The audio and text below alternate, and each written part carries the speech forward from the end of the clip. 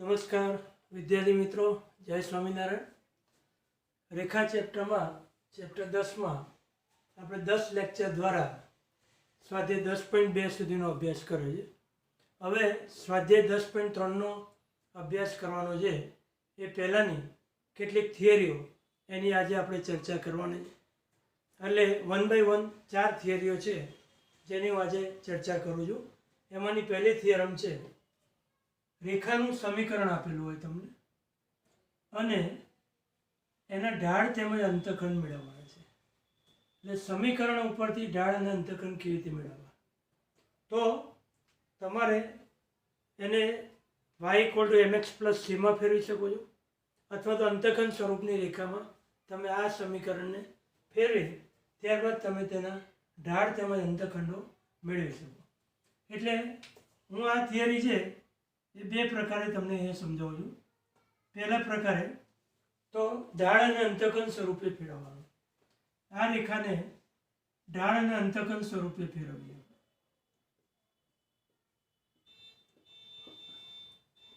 તો ઢાળ અને અંતઃખંડ સ્વરૂપમાં ફેરવવા માટે આપણે અહીંયા વિકલ્પ પડશે। ધારો કે બી 0 નથી, આપણે એને ઢાળ અને અંતઃખંડ સ્વરૂપ એટલે કયું સ્વરૂપ કહેવાય? y=mx+c।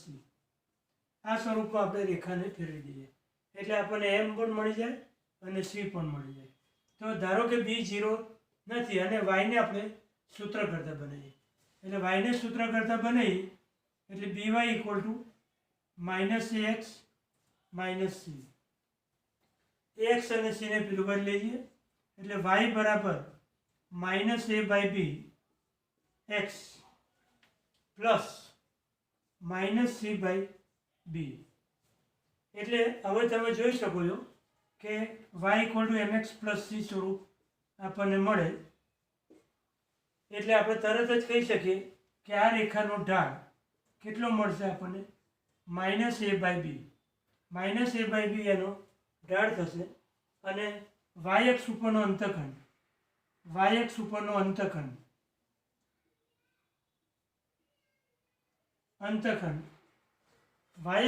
જે અંતઃખંડ છે એ -c/b પ્રાપ્ત થાય। એટલે આપણને બે વસ્તુ પ્રાપ્ત થાય છે જો b ≠ 0 હોય તો। હવે આ સંજોગોમાં રેખાનો x અક્ષ ઉપરનો અંતઃખંડ અત્યારે આપેલો નથી, કારણ કે y=mx+c સ્વરૂપમાં ફેરવી લઈએ। પણ જો b 0 હોય, b = 0 હોય તો આ રેખાનો x અક્ષ ઉપરનો અંતઃખંડ પ્રાપ્ત થશે આપણને ax + c = 0। એટલે કે x બરાબર -c/a શિરોલંબ રેખાનું સમીકરણ છે। x = 5, x = 7 એ જે x = કોઈ પણ અચળ આપેલું હોય તો એ શિરોલંબ રેખાનું સમીકરણ છે। એટલે જે શિરોલંબ રેખાઓનું સમીકરણ છે, શિરોલંબ રેખા દર્શાવે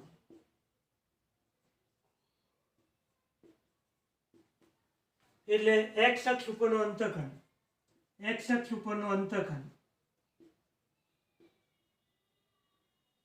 એનું સૂત્ર આવશે -c/a। એટલે આ રીતે આપણને ત્રણ સૂત્રો પ્રાપ્ત થાય છે। x અક્ષ ઉપરનો અંતઃખંડ -c/a, y અક્ષ ઉપરનો અંતઃખંડ -c/b અને રેખાનો ઢાળ m બરાબર -a/b। આવા ત્રણ સૂત્રો આપણને પ્રાપ્ત થાય છે। જો રેખાને ઢાળ અંતઃખંડ સ્વરૂપે લઈ જઈએ તો આપણે આવી રીતે ત્રણ સૂત્રો મેળવી શકીએ। હવે ધારો કે અંતઃખંડોના સ્વરૂપમાં લઈએ, અંતઃખંડવાળું રેખાનું સમીકરણ એટલે કે અંતઃખંડોવાળી રેખાના સ્વરૂપમાં ફેરવીએ। અંતઃખંડવાળી રેખા x/a + y/b સ્વરૂપમાં ફેરવતા। હવે આ થિયરીની આની મદદથી આપણે સૂત્રો મેળવીએ તો શું સૂત્ર પ્રાપ્ત થાય જોઈએ આપણે। પહેલે તો તમે જુઓ નંબર 1, અહીંયા c વિશે આપણે વિચારવાનું છે। a² + b² ≠ 0। આનો અર્થ શું થાય એ 0 હોય તો બી 0 નો હોય, બી 0 હોય તો એ 0 નો હોય, અથવા બંને 0 નો હોય, એવું બની શકે. હવે અહીંયા તમે જુઓ, ધારો કે સી 0 છે, સી 0 લઈએ આપણે પહેલા વિકલ્પ સીની વિશે, તો શું થાય? તો રેખા શું થઈ જશે? ax plus b y equal to 0, જે ઉગમ બિંદુમાંથી પસાર થાય, ઉગમ બિંદુમાંથી પસાર થાય. હવે રેખા જ્યારે જો ઉગમ બિંદુમાંથી પસાર થતી હોય તો સ્પષ્ટ છે કે એનો એક્સ અક્ષ ઉપરનો અંતખંડ અને વાય અક્ષ ઉપરનો અંતખંડ બંને 0 આવે. એટલે અહીંયા એક્સ અંતખંડ, રેખાનો એક્સ અંતખંડ 0 અને વાય અંતખંડ છે એ પણ 0 આવે. ઉગમ બિંદુ સી 0 હોય ત્યારની વાત છે. પણ જો સી 0 ન હોય, ધારો કે સી 0 નથી, નંબર 2,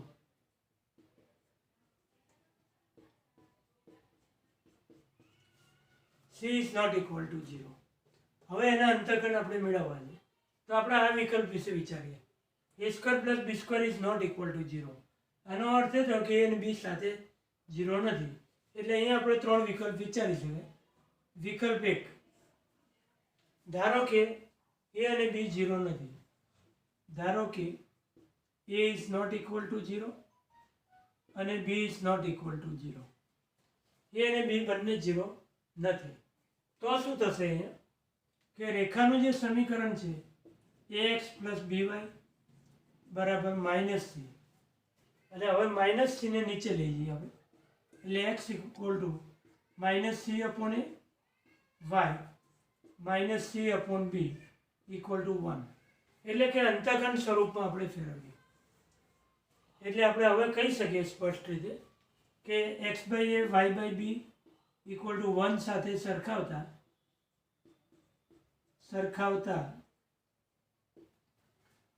આપણને શું પ્રાપ્ત થશે? x અંતખંડ -c બાય a. એટલે ફક્ત અંતખંડો મેળવવો હોય તો આપણે આ રીતે એને આ સ્વરૂપ સાથે કમ્પેર કરી શકાય. એટલે y અંતખંડ શું થશે? y અંતખંડ -c બાય b. હવે a square plus B square is not equal to 0, એનો અર્થ એ થાય 3 વિકલ્પ પડે. a 0 નથી, b 0 નથી, અથવા a 0 હોય તો b 0 નથી, અને b 0 હોય તો a 0 નથી. હવે આપણે બીજા વિકલ્પ પણ જોઈ લઈએ. નંબર 2, વિકલ્પ 2, ધારો કે a 0 છે, b 0 નથી, a 0 છે ને b 0 નથી. એટલે રેખાનું સમીકરણ શું થશે? અહીંયા આપણે મૂકી દઈએ આ રેખાના સમીકરણમાં 0 plus b y plus c equal to 0. એટલે કે y equal to -c by b મળે. એટલે શિરોલંબ સમક્ષિતિજ રેખા થશે, જે સમક્ષિતિજ રેખા બતાવે છે. સમક્ષિતિજ રેખા દર્શાવે છે. તો આપણે જાણીએ કે સમક્ષિતિજ રેખા x અક્ષને છેદે જ નહીં. એટલે અહીંયા x અક્ષ ઉપરનો અંતખંડ શક્ય નથી. y અંતખંડ આપણને ચોક્કસ મળશે. આ રેખા છે એ y અક્ષને કયા બિંદુમાં છેદશે? આને આ જ પોઈન્ટમાં છેદશે આપણને. એટલે એનો y અંતખંડ શું થશે? -c by b. વિકલ્પ નંબર 3, વિકલ્પ નંબર 3 આપણે વિચારીએ. ધારો કે a 0 નથી અને b 0 છે, તો આ રેખાનું સમીકરણ કેવું થશે? ax plus 0 plus c equal to 0. એટલે કે આ રેખાનું જે સ્વરૂપ છે એ શિરોલંબ રેખા થશે. અને શિરોલંબ રેખા હોય તો એનો x અંતખંડ મળે, y અંતખંડ શક્ય નથી, કારણ કે y અક્ષને છેદતો નથી. એટલે આ કેસમાં શું થશે?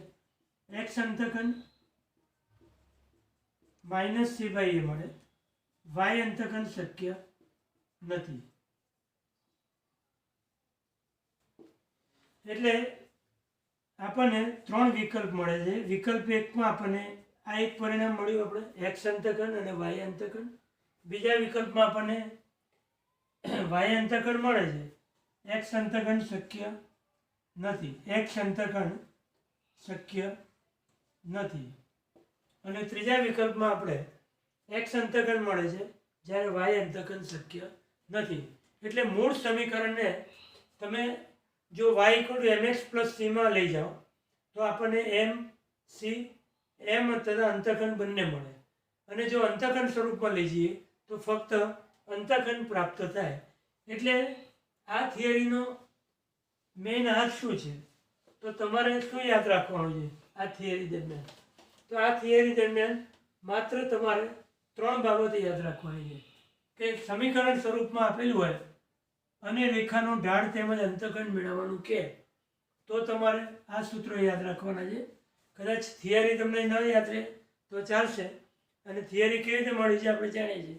Y equal to mx plus C સાથે સમીકરણને કન્વર્ટ કરી નાખ્યું એ સ્વરૂપમાં અને એમ અને સી મળી ગયા આપણને. અને પછી એ જ રીતે એક્સ અંતઃખંડ મેળવ્યું. એટલે 3 સૂત્રો આપણને મળે છે. ઢાળનું સૂત્ર થશે -a/b. આ એક તમારે યાદ રાખવાનું છે. પછી એક્સ અંતઃખંડ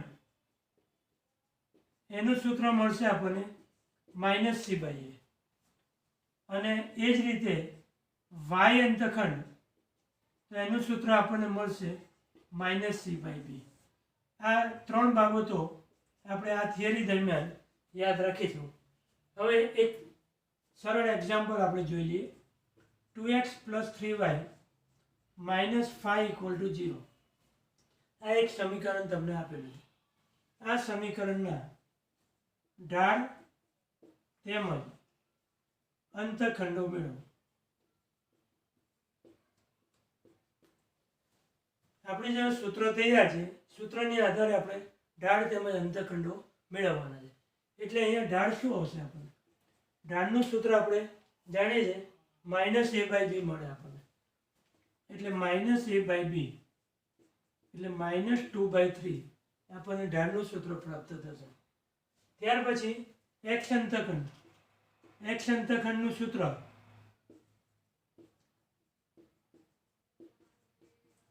એક્સ અંતઃખંડનું સૂત્ર શું મળશે આપણને?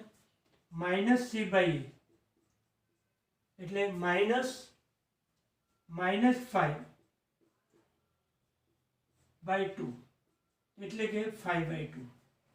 એક્સ અંતઃખંડનું સૂત્ર આપણને 5/2 મળે.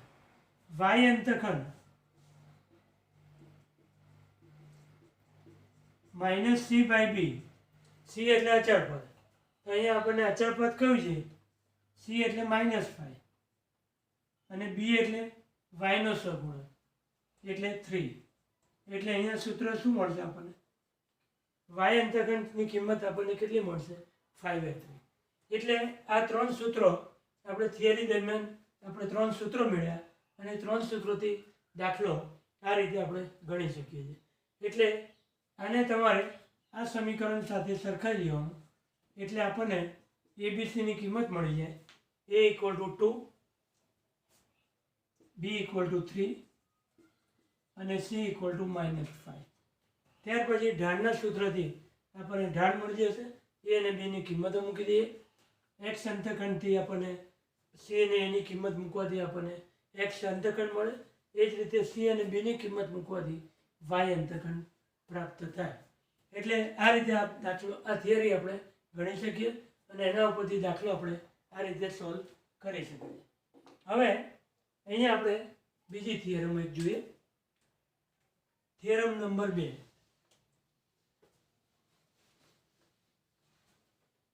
ax + by + c = 0. રેખા ઉપર ઉગમ બિંદુમાંથી દોરેલ લંબ અંતર p હોય. લંબ અંતર p હોય અને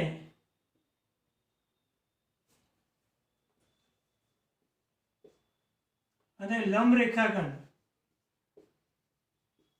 જે લંબ રેખાખંડ છે આપણે એ x અક્ષ સાથે ધન એક્સ અક્ષ સાથે આલ્ફા કોણ રચે તો પી અને આલ્ફા મેળવો. કહેવા શું માંગે છે અહીંયા કે અહીંયા તમને એક રેખા આપેલી છે x plus b y plus c equal to 0 અને આ રેખા ઉપર ઉગમ બિંદુમાંથી દોરેલ લંબ અંતર પી આપેલું છે.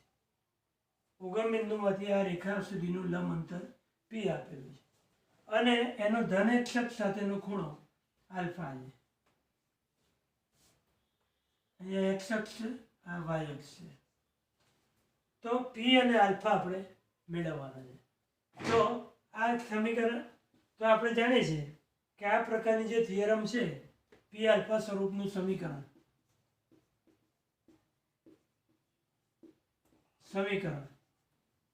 તો આપણે જાણીએ છીએ કે પી આલ્ફા સ્વરૂપનું સમીકરણ છે. રેખાના 6 સમીકરણ આપણે જોઈ ગયા, એમાંનું એક છઠ્ઠું સમીકરણ છે પી આલ્ફા સ્વરૂપનું સમીકરણ છે કે લંબ અંતર પી આપેલો હોય અને ખૂણો આલ્ફા આપેલો હોય તો રેખાનું સમીકરણ કેવું થશે? X cos alpha y sine alpha equal to p. X cos alpha plus y sine alpha equal to p. તો આપણે શું કરીએ, આપણે મેઇન સમીકરણ છે એને આની સાથે સરખાઈ દઈએ. તો મેઇન સમીકરણ કયું છે આપણું? X plus b y plus C સ્વરૂપ આપેલું. અહીંયા આપણને જે સમીકરણ આપેલું છે એ x plus b y plus C છે. એટલે આપણે શું કરીએ, અહીંયા સીને પેલું બદલી દઈએ એટલે x plus b y equal to minus c. એટલે આ સમીકરણ અને આપણી જોડે જે થિયરીનું સમીકરણ છે બંનેને સરખાઈ દઈએ. એ સહગુણકો પ્રમાણમાં છે. આપણે એને આ સ્વરૂપમાં લઈ જઈએ તો જ આપણને આલ્ફા અને પી મળશે. એટલે આપણે સીને પેલું બાજુ લઈ ગયા અને હવે કમ્પેરિઝન કરીએ. કમ્પેરિઝન કરીએ તો x upon cos alpha y a upon cos alpha. એક્સનો સહગુણક કયો છે? અહીંયા કોસ આલ્ફા છે, અહીંયા એ છે. એટલે કોસ આલ્ફા અપોન એ સાઇન આલ્ફા અપોન બી. કોસ આલ્ફા અપોન એ સાઇન આલ્ફા અપોન બી વાયનો સહગુણક અને અચળ પદ. એટલે આવું આપણે સરખાવી દઈએ. સરખાવતા એટલે હવે તમે જોઈ શકો છો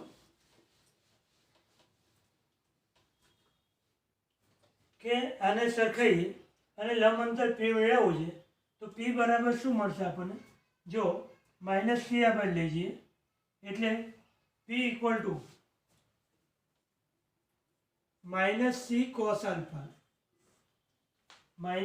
cos alpha upon a p equal to. અને એ જ રીતે પી ઇક્વલ ટુ આપણે આમ પણ કહી શકીએ માઇનસ સી. આપણે આમાંથી છે ને કોસ આલ્ફા અને સાઇન આલ્ફા પહેલાં મેળવી દઈએ એટલે એના આધારે પી મળી જાય. તો પ્રથમ કોસ આલ્ફા બરાબર શું લખાશે? કોસ આલ્ફા બરાબર એને પેલું બાજુ લઈ જઈએ આપણે તો કોસ આલ્ફાનો અર્થ શું થશે? Minus a p upon c. અને સાઇન આલ્ફાનો અર્થ શું થશે? સાઇન આલ્ફા એટલે માઇનસ બીપી અપોન સી. બીને આપણે પેલું બાજુ લઈએ. હવે આપણે જાણીએ છીએ cos square alpha plus sine square alpha equal to 1. એટલે કે a square p square by c square plus B square p square by c square equal to 1. એટલે કે p square equal to p square common લઈ લઈએ આપણે a square plus B square બરાબર c square. એટલે કે પીની કિંમત અહીંયા આપણે મેળવી શકીએ p square equal to c square a square plus B square.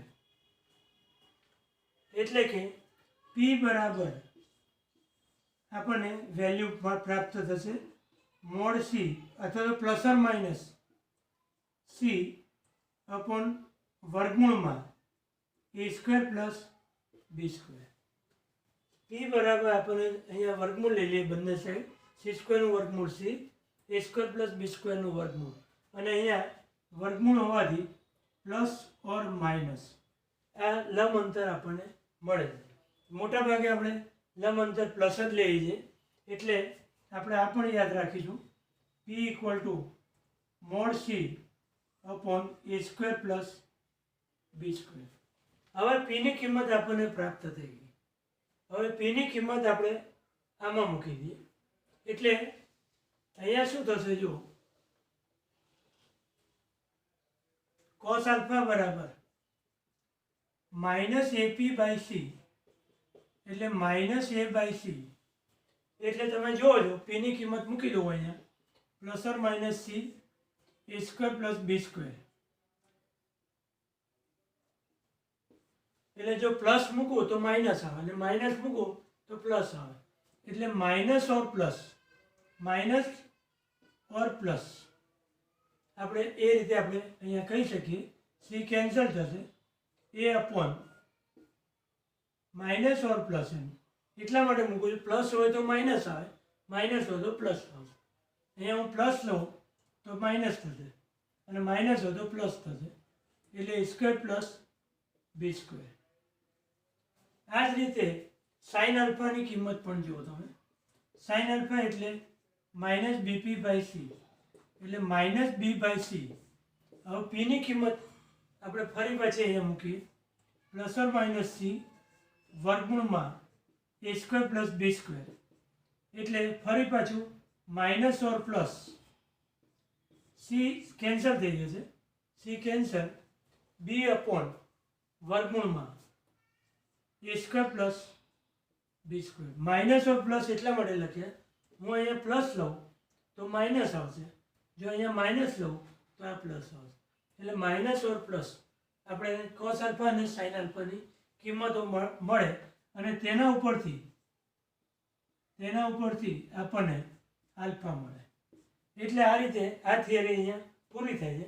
અહીંયા તમારે એટલું ધ્યાન રાખવાનું કે સી ધન હોય તો તમારે સીધું ધન જ લેવાનું છે પીમાં, અને સી ઋણ હોય તો એને માઇનસ કરી છેલ્લે પી તો પ્લસ જ બનાવવાનું છે, એટલે આ અંતર હંમેશા પોઝિટિવ કરવાનું.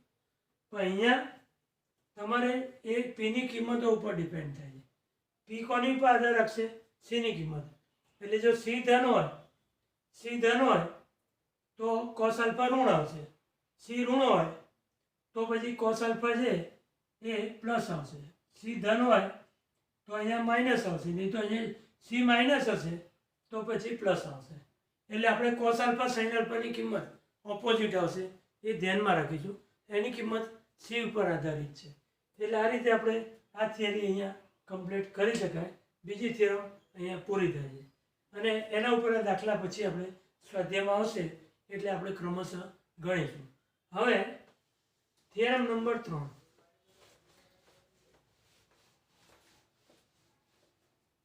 Theorem number 3.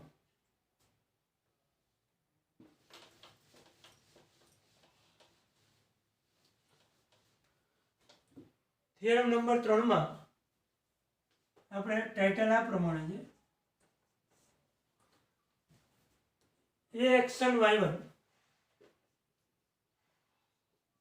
બિંદુનું ax plus by plus c equal to 0. અહીંયા આપણે ધારો કે આ એક બિંદુ રાખીએ છીએ, થી લંબ અંતર મેળવો. બિંદુનું રેખાથી લંબ અંતર,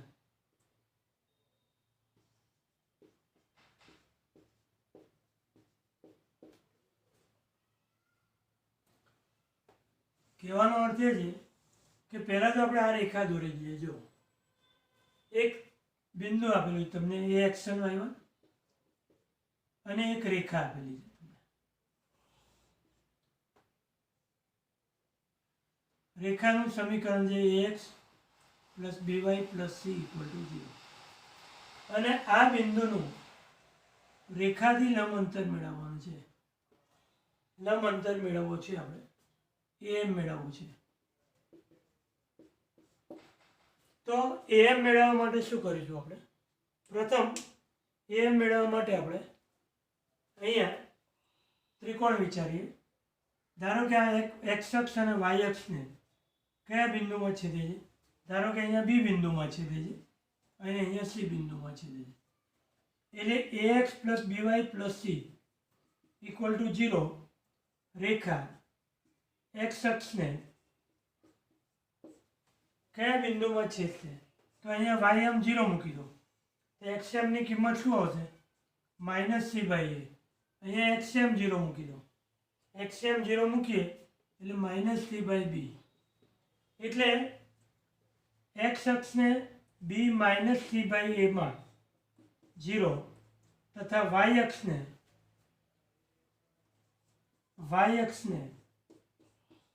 c 0 -c/b માં છેદે.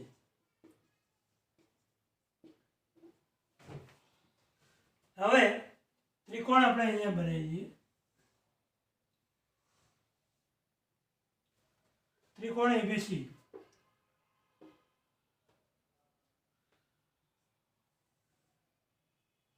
ત્રિકોણ ABC માં આપણે આ વેધ બની જશે am. એટલે પાયો મેળવી લઈએ અને ક્ષેત્રફળ મેળવી લઈએ, પછી આપણે એનો વેધ સરળતાથી મેળવી શકીએ. એટલે અહીંયા તમે જુઓ ત્રિકોણ ABC માં હવે પાયો પહેલાં BC મેળવીએ. એનો પાયો BC એટલે અંતર સૂત્રથી શું આવશે? 0 માઇનસ અહીંયા -c/a -0 નો વર્ગ એટલે પ્લસ 0 પ્લસ c/b નો વર્ગ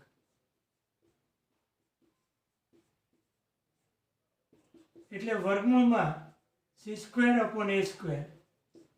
c²/b². આ રીતે એનો પાયો આપણે મેળવી શકીએ. અને હજુ પણ આપણે આગળ કરવું હોય તો મોડ c ab વર્ગમૂળમાં a² પ્લસ b². આ એનો પાયો આપણે મેળવી શકીએ. હવે ક્ષેત્રફળ માટે સૂત્ર શું છે? 1/2 સૂત્ર આપણે મૂકી દઈએ. x1 y2 minus y3 x2 y3 minus y1 x3 y1 minus y2. એટલે કે 1/2 x1 y2 minus y3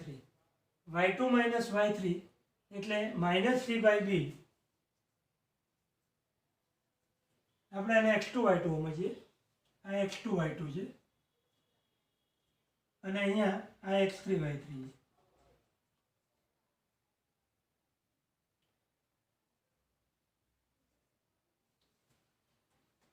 એટલે y2 minus y3 -c/b -0 plus x2 એટલે 0 થઈ જશે.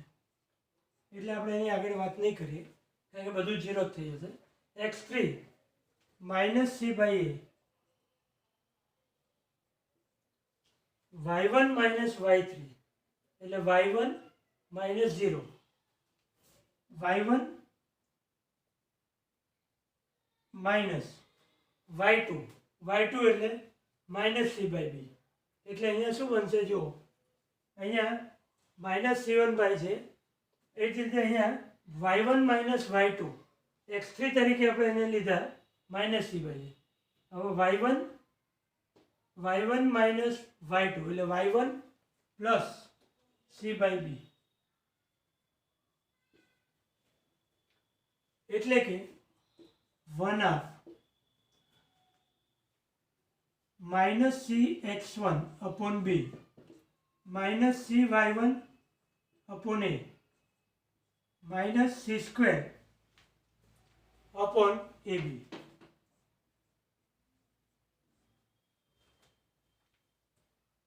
એટલે એમાંથી આપણે c બહાર લઈ લઈએ અને ab લસા લઈ લઈએ. ab લસા લઈએ એટલે અહીંયા શું મળશે આપણને? ax1 plus by1 ax1 plus by1 plus c આવું આપણને પ્રાપ્ત થશે. એટલે ત્રિકોણનું ક્ષેત્રફળ એનું સૂત્ર આપણને મળશે 1/2 mod c ax1 plus by1 plus c આ રીતે આપણે કરી શકાય. હવે આપણે સૂત્ર મૂકી દઈએ. ત્રિકોણ એબીસી નું ક્ષેત્રફળ એક દૂતીયાંશ am ગુણ્યા બીસી. ક્ષેત્રફળની કિંમત મૂકી દઈએ આપણે 1/2 mod c upon ab ax1 plus by1 plus c. એનો પાયો બરાબર શું છે? જો 1/2 am પાયો એટલે mod c a² plus b² ab. હવે બંને બાજુ તમે જોઈ શકો છો 1/2 કેન્સલ થશે. ત્યાર પછી તમે અહીંયા જોઈ શકો છો આ am આપણો વેગ છે એટલે આ ab કેન્સલ થશે, mod c કેન્સલ થશે. એટલે કે am નું સૂત્ર આપણે જો શું પ્રાપ્ત થશે? જો mod ax1 plus by1 plus c upon વર્ગમૂળમાં a² પ્લસ b². એટલે આ રીતે લંબ અંતરનું સૂત્ર આપણે આ રીતે મેળવી શકીએ. mod of ax1 plus by1 plus c upon વર્ગમૂળમાં a² પ્લસ b². એટલે આ રીતે આપણે આ થિયરમ અહીંયા કમ્પ્લીટ થાય છે, બિંદુનું રેખાથી લંબ અંતર. હવે ચોથી થિયરમ આપણે નેક્સ્ટ પીરિયડમાં ચર્ચા કરીશું, બે સમાંતર રેખા વચ્ચેનું અંતર. અત્યારે આપણે આટલે સુધી રાખીએ છીએ. ધન્યવાદ.